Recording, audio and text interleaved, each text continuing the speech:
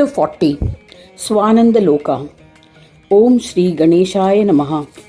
King Aila said to Gargya Muni, just as one desires to consume nectar again and again, as he is not satisfied, I too wish to hear more legends of Gritsamada.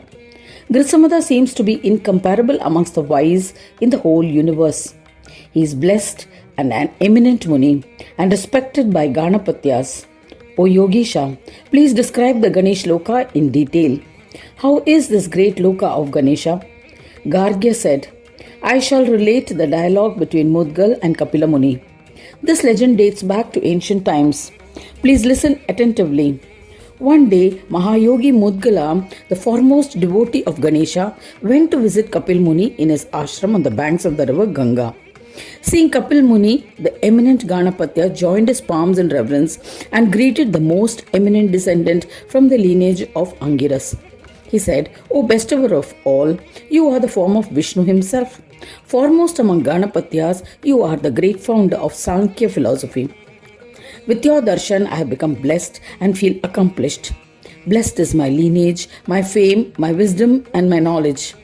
When Mudgalacharya said this with humility, Kapila bowed to him, brimming with joy and ecstasy. Thereafter, he spoke words of benevolence. He said, O revered one, with your darshan I have become purified. O Mahamuni, you are one amongst the great devotees of Ganesha.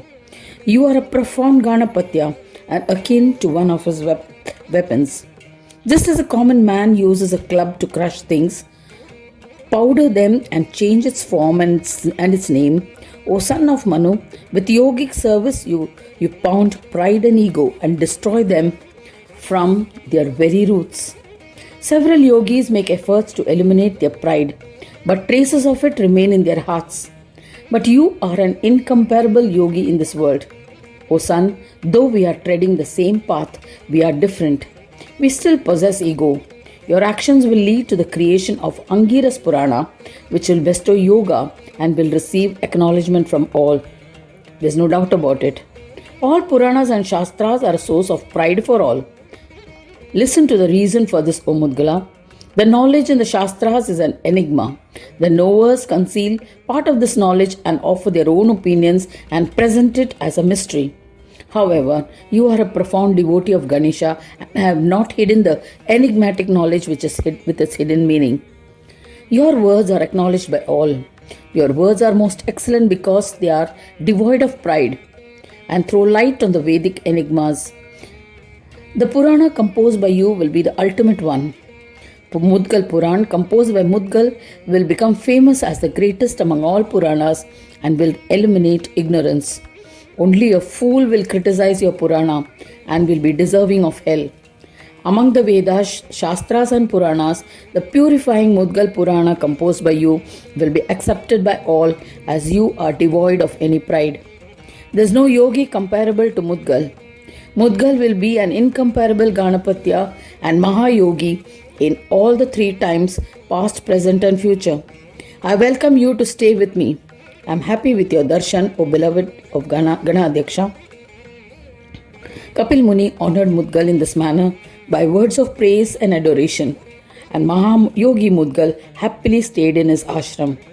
One day, when the eminent yogi Kapila was seated in his ashram, Mudgal happily and humbly asked, O Swami, it is well known that Chintamani, the Supreme Divine, has incarnated as your son. You have worshipped him with single-pointed devotion continuously in your house. His enigma is known only to you. You are an epitome of Siddhis. You are Vishnu himself. You are a yogi, a Ganapatya, and a reverential devotee of Ganesha. Humans like you exist for the upliftment of the masses. Therefore, O Mahaprabhu, I specifically ask of you to elucidate the enigmatic knowledge. What is the nature of Swananda Loka? What kinds of joy can be attained there? What is the extent of Swananda Loka? How does one attain Swananda Loka? There is no one other than you who knows the secrets of Ganapatya Loka. Please explain in detail.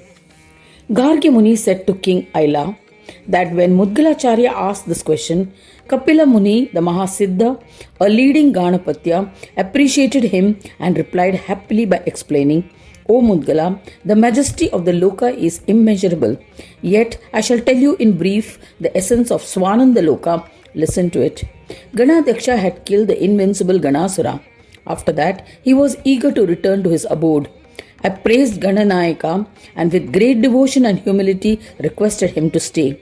I bowed to Chintamani and with great sorrow said, Please enlighten me about the glory of Swananda Loka, O Chintamani. O Gananayaka, I have the knowledge of different lokas, but I am ignorant about Swananda Loka. O Gajanana, where you reside in bliss. Chintamani then said to me, What the Vedas describe as Brahma was engulfed in Maya and was a big town earlier named Swananda. Only the self-realized ones through the practice of yoga, observing vratas and austerities could comprehend the town of Swananda by their yogic power. By observing other types of worship, japa, tapa, donations or through any kind of karma, it cannot be attained. Even Vishnu, Shambhu, Shuka and other yogis were unable to access Swananda Loka, which was incomprehensible. Their own prowess proves futile on this path. My Loka cannot be attained by the four types of beings by any means or deeds. My Loka is unfathomable to them. It is 10,000 yojanas in expanse. It is spherical in shape and the Swananda Loka is self-supporting. It is always luminescent and is the source of luminosity for the constellations. It is neither Saguna with attributes nor Nirguna without attributes. It cannot be assigned any gender, male, female or neuter, O eminent Muni. The self-realized ones among the four types of beings who have indulged in various activities stay in the Swananda Loka near me. The essence of the four types of beings are always deluded by Maya. The four types are namely born from a being, born from a seed, born from moisture, and born from eggs. In the bodies of these four types of beings, there exists an essence or tattva, which is free of delusions, witness to all, and without attributes. But the union of both, body and essence, is created Nijananda, who is present only in Dundi Loka. My devotees indulge in the pleasure of this Loka and are near to me. In my Swananda Loka, there is no sorrow, hunger or thirst. My devotees are always in a state of bliss. There is neither natural nor artificial happiness. Everyone is steeped and immersed in self-joy. The ones residing in Swananda Loka experience Saguna and Nirguna bliss. At the same time, O Muni, the ones who exist in this earth in different forms exist in my Loka in the form of a Jyoti. On earth, those who are not Nirguna without attributes exist in my Loka as Nirguna in the form of Jyoti. Everything in my Loka is created by Maya from Swananda. Hence, this Loka is considered astonishing. The Loka is devoid of Saguna yet has attributes, and the Loka is devoid of Nirguna without attributes. Yet this Loka is devoid of Saguna and Nirguna. This is the distinctiveness of my Loka. I do not possess any inherent nature, but this does not mean that I am devoid of emotions. O Mahayogi, this is because all my devotees residing in Swananda Loka are beloved to me. The one that is Saguna, the form of nectar or amrita, is the bestower of perishable pleasures. The one that is Nirguna, the form of nectar or amrita, is the bestower of imperishable pleasures. O Mahayogi, nectar or amrita is formed by the union of both.